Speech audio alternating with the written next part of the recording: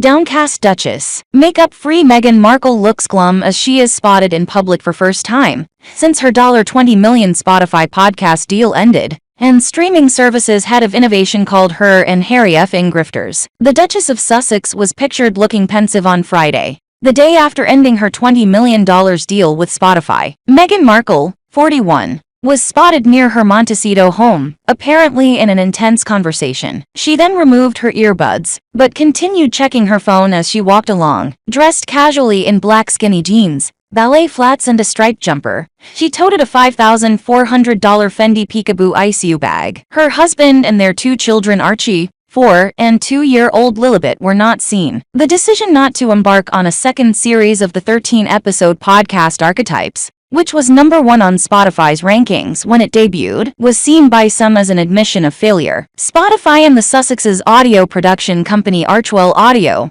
released a joint statement, saying they have mutually agreed to part ways and are proud of the series we made together. But Bill Simmons, head of podcast innovation and monetization at Spotify, condemned the pair in an episode of his own podcast on Friday. "The effing grifters. That's the podcast we should have launched with them," he said. "I've got to get drunk one night and tell the story of the Zoom I had with Harry to try and help him with a podcast idea. It's one of my best stories." Simmons, a sports writer, founded sports and pop culture website and podcast network The Ringer, and sold it to Spotify in 2020 for $200 million. He then joined Spotify, and has long been critical of the couple. Last January, he blasted Prince Harry, saying it was embarrassing to be affiliated with the same company. "Shoot this guy to the sun," he said. According to sports website The Big Lead, "I'm so tired of this guy. What does he bring to the table? He just whines about us and keeps giving interviews. Who gives a s who cares about your life? You weren't even the favorite son. You live in Montecito and you just sell documentaries and podcasts, and nobody cares what you have to say about anything, unless you talk about the royal family, and you just complain about them." Spotify has recently laid off staff and scaled back big-name talent in favor of emphasizing the creator economy. The loss of the Spotify contract will deal a blow to the Sussex's finances. Their sprawling Tuscan-style estate in Montecito, bought in June 2020 for $14.7 million, is believed to have a significant mortgage. Annual property taxes alone cost $144,427.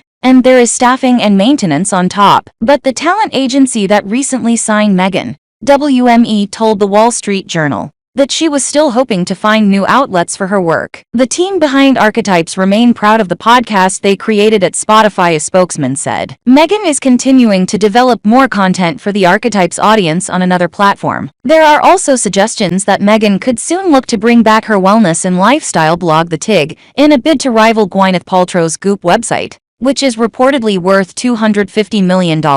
Since officially leaving the royal family and moving to California in 2020, the Duke and Duchess have pursued a number of different avenues to bring in revenue. This includes Prince Harry's bombshell memoir Spare, which he created as part of a $20 million deal with Penguin Books. The couple also teamed up with Netflix to produce the docu-series called Harry and Meghan, with the streaming giant reportedly paying the pair $100 million for the 6-episode series.